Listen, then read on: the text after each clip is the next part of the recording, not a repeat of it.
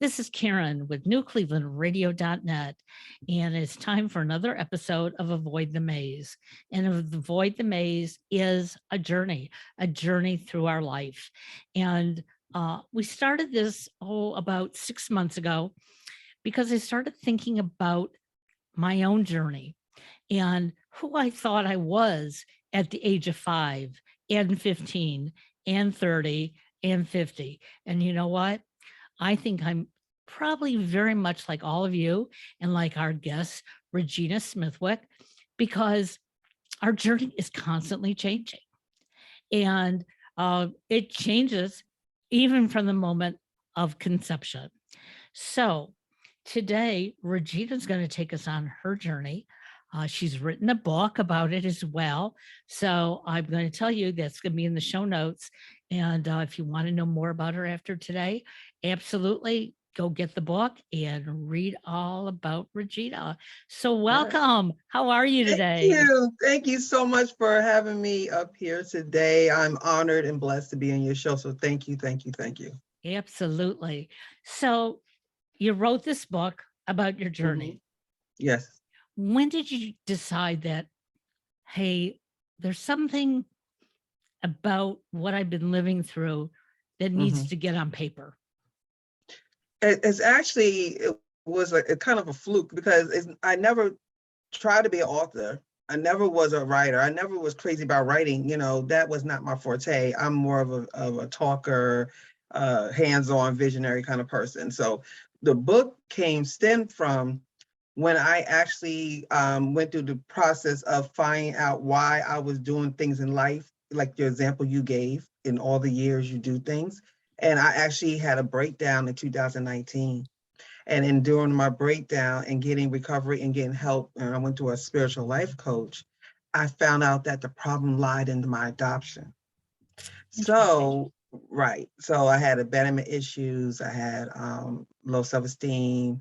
I had validation issues. And when all that stemmed and bubbled up to the surface, it all stemmed from me hiding my adoption. I didn't tell nobody. So when I didn't tell nobody, I was telling myself that I didn't love myself by hiding who I was. So it was kind of like when you said your intro, it makes so much sense. I relate.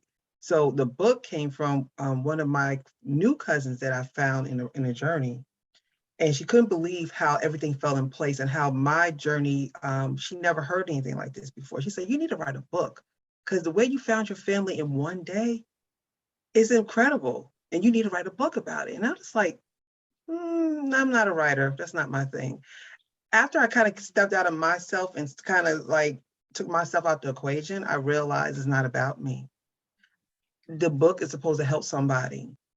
So when I took my ego out the way, I went ahead and said, okay, let me just try to do this writing thing. And it ended up like I always say, you know, I feel that God has kind of put it on me, and everything I feel that he puts on you, he makes it easily and effortlessly when it's supposed to be done. You're right. So it ended up working out just like that.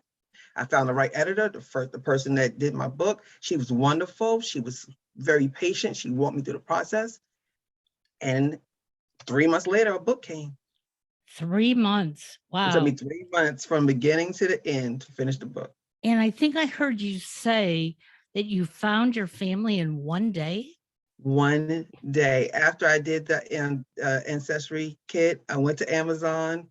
And it was put on me. Actually, one of my friends, he was telling me right around the holiday time, right before the new year, that he was on there, and a sister he never knew found him and was like, you know, I think we siblings, you know. And when that happened, I said, you know what? I think it's time for me to stand in my truth. And I feel that God kind of talked to him to talk to me to kind of say, okay, let me help you out here. So I ordered a kit from Amazon, and I got it, did the little thing, sent it off. 6 weeks later, it says, here's your results. And I found 2 cousins on there that look like me. They look just like me. I emailed them and I told them who I was. And I told them my mother's name, and they were like, yep, that's my cousin. How incredible. So let's take a step back. How old were you when you were adopted? Was it right at birth? Did you? I was technically 3 days old. Okay. I actually had spent 3 days with my birth mother. I was born in Harlem, in New York, and the adoption agency was in Westchester County, probably 20, 30 minutes up the road. And I was able to spend time with her, and then they came and got me and took me to the agency for a couple more days for my parents to do the paperwork. And then I went home with them. So, you know, I've watched lots of movies about adoption. I have a niece and nephew who are adopted. Mhm. You know, we think we understand it. Okay. Um, as a family member, I was excited. I'm getting a new niece. Okay. And then a couple Right. years later, I'm getting a new nephew. And the interesting part is that my niece resembled my mother and my mother's mother to a T. I Mm. mean, she could have been my mother's daughter more than me. Okay. And Wow. my nephew was very much like my mother's brother. And so as they were growing up, they were my niece, my nephew, their family. Okay. All right. Mm-hmm. Um, Never thought about them necessarily as being adopted. Did they want Mm-hmm. to know where they came from or anything like that? Mm-hmm. But I'm finding that more and more people who have been adopted are Mm-hmm. saying, hey, I need to know where I came from. Where I Mm-hmm. am may be good, but Mm-hmm. something is missing. There you go. You hit it. You hit it right on the head, because we could break this down a little bit. So with the find out who you are, when you don't know about being adopted, most adopted parents, and I actually, I'm a little different because I actually adopted my daughter.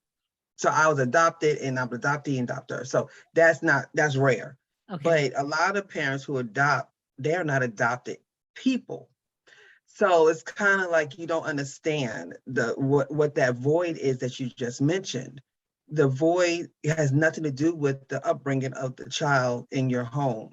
You could be the greatest parents ever. It has nothing to do with you. And what happens is a lot of the adopted parents take it personally, thinking that, oh, if you go find them, you're going to leave us, or you find your mother, you're not going to want to be with us no more. And it's two different entities. It has nothing to do with each other. Nothing. A lot of adopted children are scared to talk, because lately now it's more in the mainstream, but people who are my age, I was born in 70, and like the older generation, we kind of, the parents kind of hushed it. They didn't really Right. talk about it. They didn't talk about it because they didn't want any kind of awkward thing for you. And they didn't want to feel like they were less than parents for them. So they kind of just kept it quiet. They didn't typically hide it, but they didn't tell it. You Right. know what I'm saying? So today is a little different, but for that reason, that's why I'm talking about it, because we need to talk about adoption, and we need to let the adopted children know they have the right to find out where they're from. They have the birthright, just like you had the birthright to know who your parents are. Sure. Don't take that away from them out of your insecurities. You need to work on that. But you don't need to step in the way of a child trying to find out where they're from, their mannerisms. Like, for example, my adopted father, nobody never thought, because I look like him. And what I found out going through this journey, I've been talking to a lot of adopted children. Back in the days when we got adopted, a lot of them, they try to match you up to a parent that looks similar. Like they try to find people that look similar to the child's parents, Okay. kind of, so you kind of feel like you're part of the family. Because a couple of my friends had told me that when they was adopted, their mothers and their birth mothers look similar, or they have similar characteristics. And I think they tried to make you look similar. Sure. And it's kind of like, you never thought, I was like, that makes sense, but my dad, he said, you feed somebody long enough, they start looking like you anyway. Because people never thought in a million years that I was adopted. They thought I looked like my father. So telling everything you're just saying is amazingly Yep. true.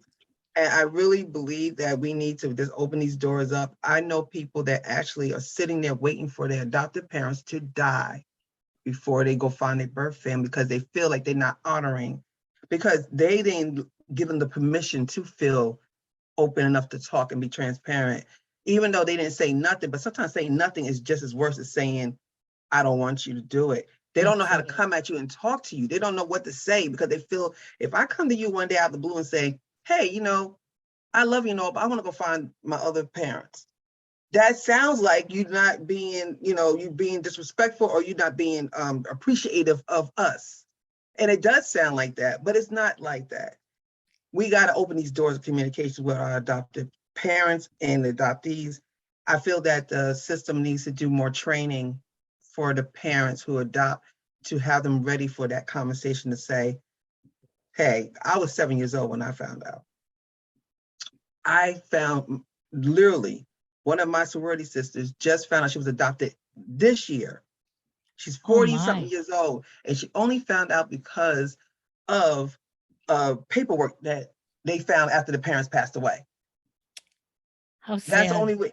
Right. Yeah. She didn't know anything. She called me up. She said, you would not believe this. I just found out I was adopted by paperwork that we wasn't even looking for. We were looking for something else, and we ended up running into this.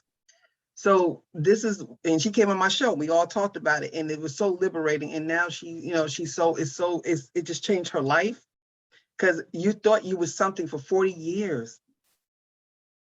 And you just wake up the next morning and you got a whole nother name. And you have your genes now are different. Your genes are different.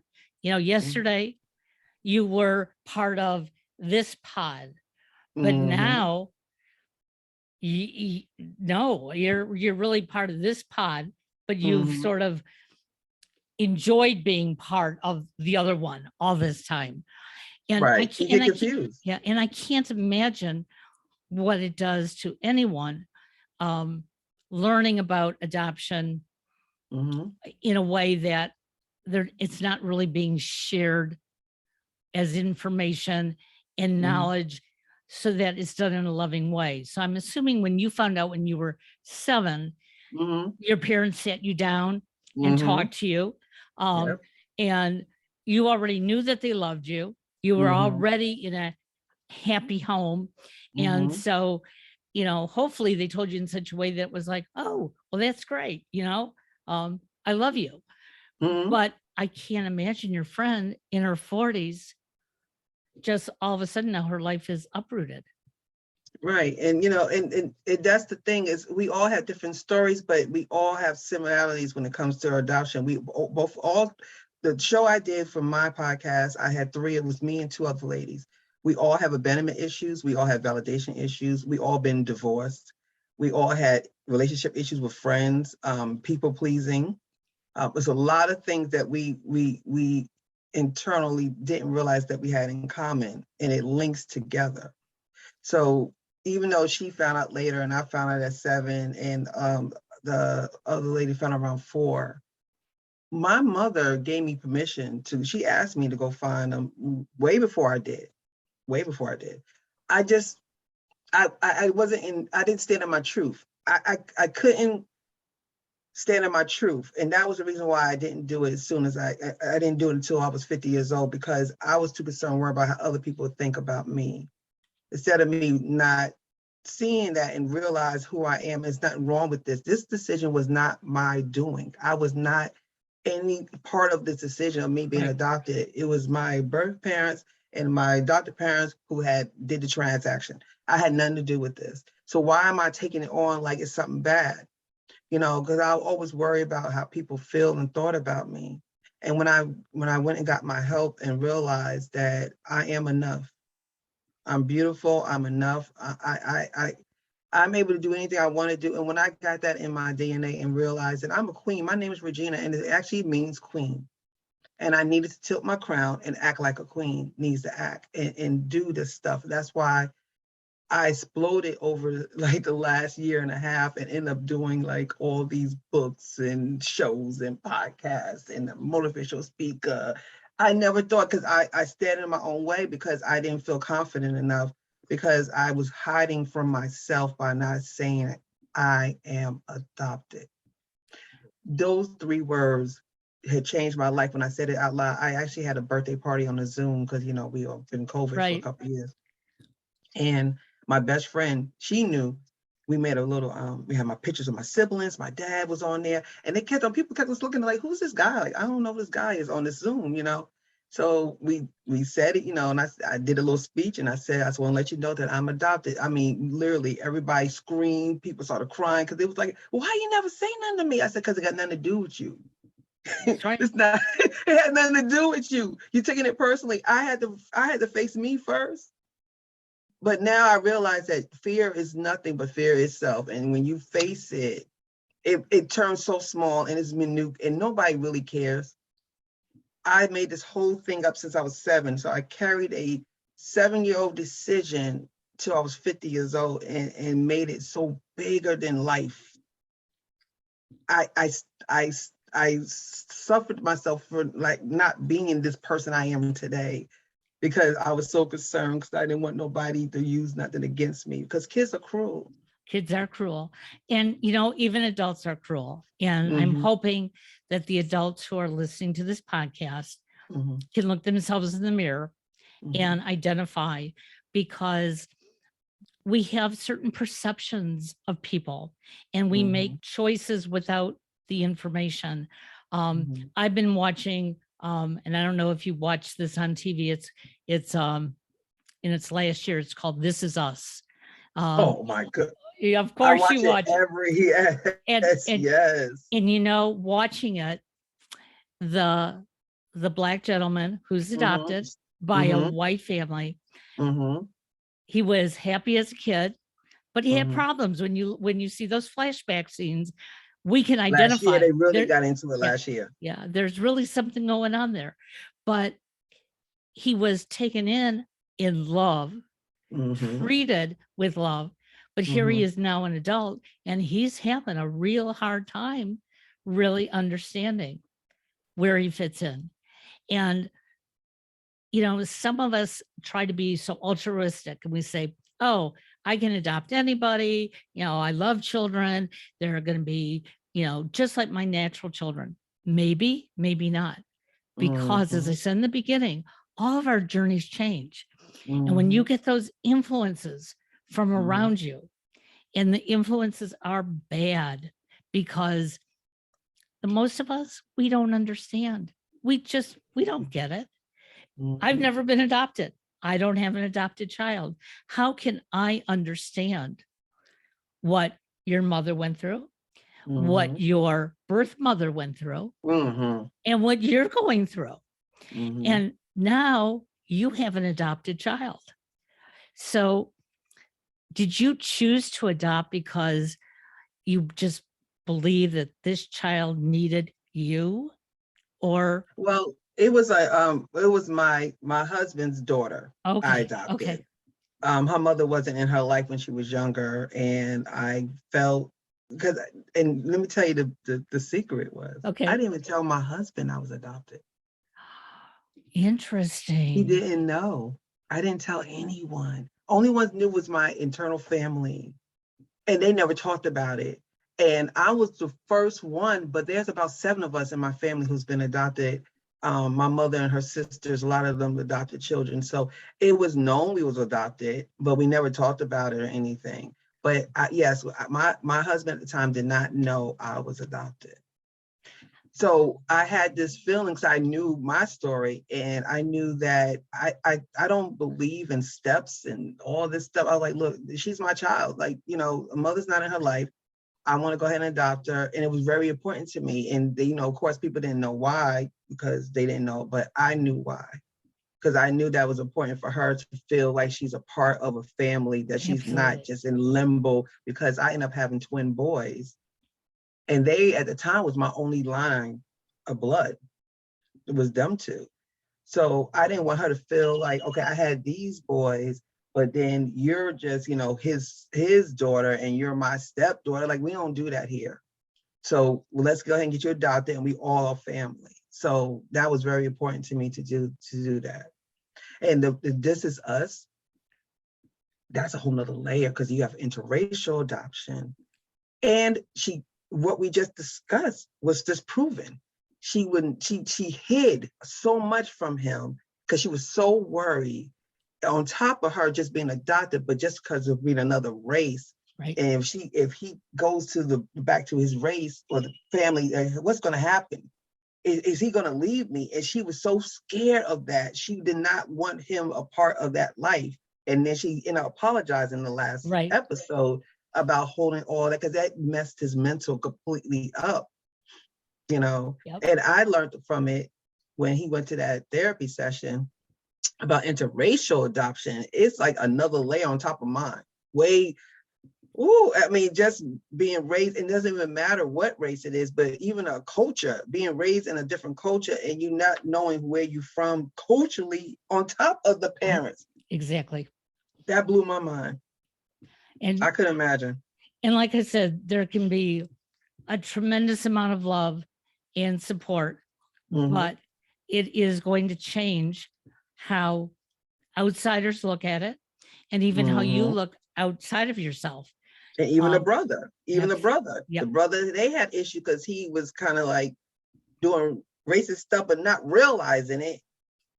But he was trying to fit in. That was his way of trying to make him comfortable. So they were kind of going back and forth. So yes, adoption is a lot. It's a lot of layers. It's very layered, and it's not cookie cutter. I always tell people, you watch these movies on TV and everybody, you know, oh, I found my mom and dad and sister. And everybody hugs, and then the credits come down the screen. And everybody goes, oh, they happy. I'm like, well, that's part one. Now the people they hug and they got to go learn who they are. That's a whole nother ball of wax. Absolutely. It's just like you meeting your mom for the first time at 50 years old. And you go, hi, my name is Regina and I'm your daughter. You instantly feel like you love them because you feel like you have no choice because these people brought you in the world, but I don't know them. So I had to learn personalities. Me and my dad, we talk on a regular basis. You know, my birth mom passed away. I didn't get a chance to meet her. She passed away in 2007, so I didn't get a chance to meet her. But my birth dad, he calls me every day. We have relations, and we have like these deep talks, like because we had to learn each other, like our past and the things that we did, and it takes time. It takes time. Absolutely. And with my siblings, it takes time. You know, we all different people. So some of my siblings, just like anybody in the world, some of us, we connect like this because we have similarity, and some of us, we love each other, but we don't talk as much, but we still have a bond. I had to learn that because I was born as only child. I didn't have no other siblings. So now I went from an only child to 6 siblings in one day. Wow. In one day. In one day. So it's been, you know, a thing with me, lucky enough that, you know, all of them are beautiful people and they're all good people. I'm grateful for that. I'm happy for that because, you know, it could have been totally different. I was blessed that they were open for me to come in because there are some situations that some parents are not open. You try to find them and they reject you because they have issues. Well, you know, you mentioned that your mom encouraged you. My sister-in-law encouraged both her daughter and her son to look for their birth parents. Very good. Her son has had no desire, but her daughter did. And so she did the same thing. She did the swab. And when she got her results back, she said she was afraid to open it up because she knew that her life was going to change. But it was important to her because she had been diagnosed with MS and she wanted to really know her biological background. She said that was extremely important to her. And she said she didn't want to be rejected, but if she were, she would deal with it. But initially it was, I have to figure out what's going on here. Now she's been very lucky. She found her birth father. She found her birth mother. She has siblings, and everybody gets along. It sounds very much like what you're talking about. Some are closer than others, but she didn't abandon us either. And that was the interesting part because at the time, my mother was in her mid 90s. And my mother was like, why does she have to do this? And I said, she has to. She loves you. You know, she loves you. That's not going to change. but Mhm. something in her life is missing. And the way I Mhm. tried to share it with my mother, I said, Mhm. my grandparents immigrated here from Russia, Mhm. leaving their families behind. I Mhm. said, so when your mother and father came to America, they were Mhm. young, they had babies, they never saw their family again. I Mm. said, that had to be very tough for them. They didn't Mhm. speak the language, they had to learn to speak the language, everything changed. I Mhm. said, but they still knew they had somebody somewhere else. But it's not Mhm. like today where you can send an email or do a FaceTime phone call. And Mhm. that's when my mother said, oh, you know what? I hope they love her as much as we do. And Mhm. that to me was Mhm. so wonderful because at 95, she could have been set in her ways and I would have understood it. Right. But Exactly. here she was, it was like, you know what? Yes, she should get to know them. And she has, and it's terrific. And yet I know others that haven't had that lucky of an outcome. And I'm sure you've Mhm. talked to a few as well. Mhm. Yeah, and it's funny you said about your nephew because the boys in our family are of I know that usually they don't. I don't know if it's because the way they makeup is emotionally wise, like, maybe it's too much because a son and a daughter, I mean a son and a mother kind of thing. I don't know if it got I don't know that yet, but it seemed like to me a lot of males are more accepted to say, no, I'll just leave it as it is. I'm good. I know what I know. I don't need to know that they don't want to open up that. There's a lot of emotion with it. It's a lot of emotion and you have to be ready for it. So I do understand and respect him. I always say, to our adopted tribe, if you don't do anything else but find out at least your medical out of it, at least your medical. If you don't want a relationship with them, hey, fine, that's your option. But at least know enough that you know what's going on with you. Because like I had to find out because like I had some colon issues this year. Come to find out, I asked my sister, I said, anybody in the family got colon issues? Like, oh yeah, granddad, he had issues with his colon, he had like, and I said, see, if I didn't know these people, I wouldn't have known this. Right. I'm just going shooting at the dartboard on my health because I don't know at least where stuff is stemming from. So I always tell people, look, if you don't want to know anything else, at least know them enough to say, can I just know my medical information? Because I just want to know if there's anything I need to watch out for or ask the doctor to look into early. Well, and That's at least, absolutely. and that's saving your life. It's not even about nobody, it's saving your life. Because you Well, said MS, that's a big thing. And did she find out exactly where it's traced from? so she has traced some of the medical stuff, the MS itself, not necessarily, but Mhm. um, it's interesting because we still, tease her that her personality is still more like my mother, not even like, her Mhm. her birth mother or Mhm. her adoptive mother. She's more like my mom.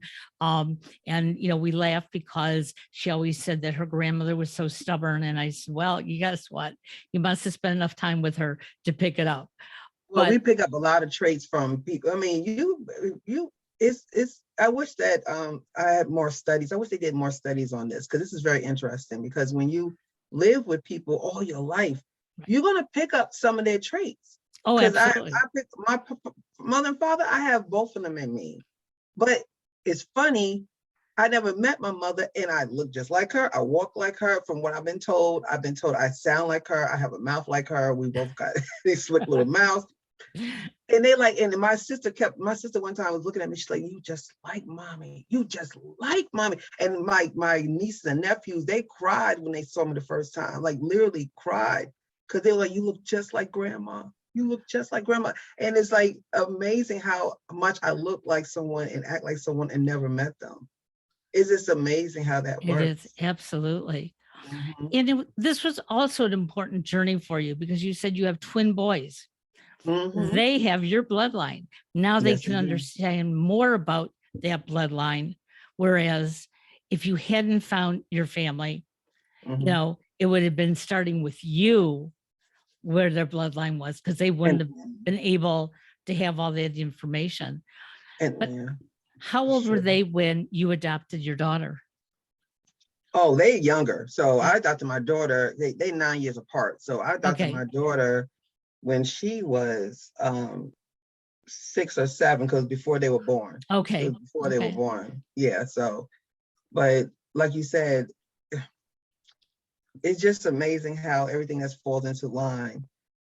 I kind of was so selfish, and I thought about that too, making that decision not to find, or not to stand in my truth would rob my boys from their history, because my father and they look just alike. I had a picture of all three of them together. They all look just alike, and they got uncles and aunts, and they need to know that. So I'm so glad. And like my daughter, she knows her birth family, because they wasn't too far removed. We knew who Sure. they were, but she has a relationship with her sisters and her mother and her grandmother. And I understood it, and I never felt threatened because I got her. I get it. You want to know where you come from. She looks just like her birth mother, just like her, same size and everything, looks just like her. And it's good. I know it looks good for her to see someone that looks like her. Oh, absolutely. Absolutely. You know, we don't come into this world alone. Somebody brings us into this world. Mm-hmm. We may never get to know them, as in your Mm-hmm. case. You didn't Mm-hmm. get to know your mother, but you Mm-hmm. are getting to know her through your siblings, through your Mm-hmm. birth father, through Yes. other relatives. And, that can be bittersweet, but at least you're getting to know her and Yes. being told and being able to see that you have her characteristics. Um, that has to make you feel very, very good. You It know, does. we all we all make choices in our life. Um, and sometimes they're not our choices, they're the choices of the people around us. Mm-hmm. Um, I had a college roommate who got pregnant her sophomore year in college. She came from a very strict Catholic family. It Mm-hmm. was an interracial child. Mm-hmm. Her aunts, who were all nuns, told her she Oh had to wow. give the child up for adoption. She did. Um, it Wow. was it was a terrible scene. It was horrible because she and her boyfriend truly, truly were in love, and they Oh. eventually got married. Um, and I just learned in the last 5-10 years that their birth child did find them. Yay. They do have a relationship. They Yes. never had any more children because her But, family didn't like the interracial aspect. And she mm-hmm. said, she just couldn't do that to them again. And my message to people is that it's not what you're doing to somebody else. That's right. It's got to be what is good for you. And if that Mm-hmm. worked for them, God bless them. Okay. Mm-hmm. But I had to learn over the years. I was always trying to make everybody else happy, saying the right things at the right time. Yep. And then all of a sudden I woke up one morning and I said, whoa, I'm not a real happy person. Mm-hmm. Everybody else around me is. So Mm-hmm. what do I do to change that? And what I had to do was dig deep inside myself and say, what makes me happy? Mm-hmm. And I remember as a little kid, I was the third child in line, two older brothers. And when my brothers picked on me, I always went to my mother and said, I know I'm adopted. I have no idea why I said it, but I said it Mm-hmm. from probably a foot tall until really Mm-hmm. into my teens. And my Mm-hmm. mother one day finally said to me, I want you to stop that because even if you were, I love you with my whole heart. And that's when I Mm. realized, wow, that's all it's about. It's about Yes, love, it is. but But there's still things missing. what you just said is one of the reasons why I didn't say what I didn't say it, because especially in the 60s and 70s and 80s, like that was a whole nother era there. Now people are more conscious on the words they use on certain topics and stuff, but back then it wasn't like that. And that word adoption was a bad word because you feel isolated. Our society, like when you're adopted, you're not part of. When you're adopted, you are different than. So that word was used in a bad terminology back then. And that's what the fear was. And that's why the hush hush was going on, because people didn't like that. And you as a child didn't know.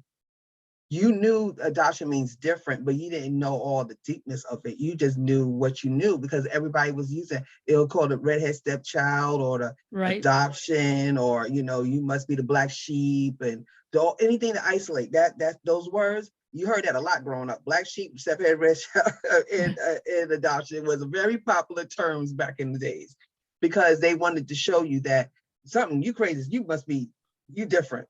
You know, instead of taking it and saying, well, that person is just different, or embrace their differences, you take it and say, well, if you're not following the rules like everybody else, you got a problem. Maybe y'all have the problem, and I'm the one that's living my life. How you ever thought of that way? Just like you said about your friend living a life for someone else, you know, and you were truly in love. You married the person. It wasn't like no little college thing, Right. you know. And I know when you're a child though, and I put my birth mother in the same. She was 20 years old when she had me, but she still had two other kids because I was the youngest child. So she's been a mother for a while. She's been a mother for 4 years already. So she Wow. knows being a mother. So imagine you already being a mother and have to make this decision that, she didn't have the money. She barely was making it. She knew she had to go back to school. She didn't finish high school, so she was trying to go back to school. It was so much going on with her at that moment, and she had to make that decision when you already have two kids at the house, that you were gonna go to a hospital, stay there, and leave out of there with no other child, and go back home to the other two kids like nothing happened. That's Can't the imagine. mental, and after the years, like after the family figured me out, because they didn't know nothing about me, because she had me in New York. She went back to Virginia, where she's from, after the fact. So she came home with the two kids. She came left, so they didn't know me. They didn't know there was even inkling I was around. So when I came around, they were just like, well, wait a minute, how did that happen? And then we start piecing stuff together and figuring out. She's like, oh, that's why she was so into the grandkids. And that's why because we kind of figured out, you make decisions that you're young, and you, like you said, you evolve and you grow. And when she got older, she of course wish she didn't did what she did at 20 years old. And that, I guarantee, that messed with her mental state. I guarantee you, my birthday every year, I guarantee she remembered. She, it kept her, Christmases and holidays. I know that, and I wish I could, my dream was to meet her and just to say, thank you. That's all. Thank you for not being selfish. Thank you for being unconditionally loving me, because you could just went to a clinic and got rid of me. You didn't have to carry me for 9 months and take care of me, make sure you ate well, go into a doctor. You didn't have to do none of that. You just went to a clinic and been done in less than 4 hours and been home and been done with the whole thing. I love you for not just thinking about you. You thought about me. You gave me a chance to live. That was so important to me. And I said, I pray, and I always talk to her, and I know she knows, and I know she's happy that her children are together now. I know she's happy that her family's together now. So I tell her, Mom, thank you so much, because without you, I wouldn't be here. Giving up a child, and that's another terminology that people use. It's placing a child in another family. I had to learn that. Somebody taught me that. You're not giving, they didn't give you away. You got placed in another family. For her to do that shows me how her love, her heart is. We think of it as being bad sometimes. You go, okay, oh, she gave you away and she didn't love you and they couldn't take care of you and this and that. No, she didn't go to an abortion clinic. That's what I'm talking about. She didn't go to an abortion clinic. That alone. And then she had to wake up every morning for 9 months with the decision she had to make every day, knowing she's going to give me away and do it again the next day. That is a mental, it messes with your head. Oh, It has to. absolutely. It It has to. It has to. So I know she went through a lot to do what she did for me, and I don't take it for granted. And that's why I decided to wear my crown and finally live my life and do everything that I'm doing, because I'm doing it for her, because she did not do that for me to live the life I was living. She did not. So you're sharing this in a podcast and you've shared it in a book. So let's first tell our listeners, how can they find the book? Okay, my book title is Adoption, the Unknown Blessing. It's on Amazon. And I did a couple of journals that I actually worked on because I wanted people to have somewhere to go to write down these things that we go through. And it's called Wring Out Your Sponge is the name of my book. To wring out all the insecurities, validation issues, get it all out, because you cannot soak nothing in until you get rid of all that. And now you'll be able to receive and absorb when you wring out your sponge. So I do have a book for that, and that's on Amazon as well.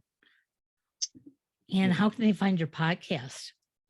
Podcast is on Let's Talk 1943. So it's Let's Talk 1943.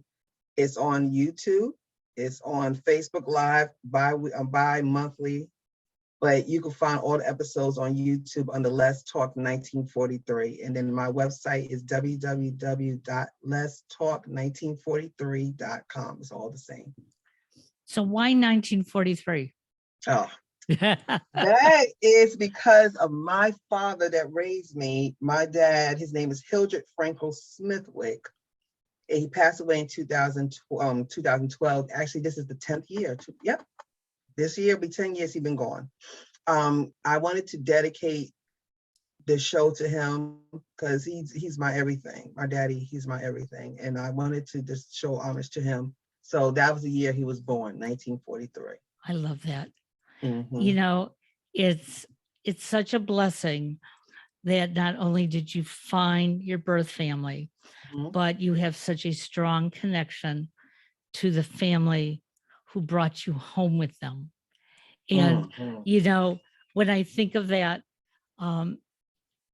it takes special people to bring a child into their home and make that child part of them.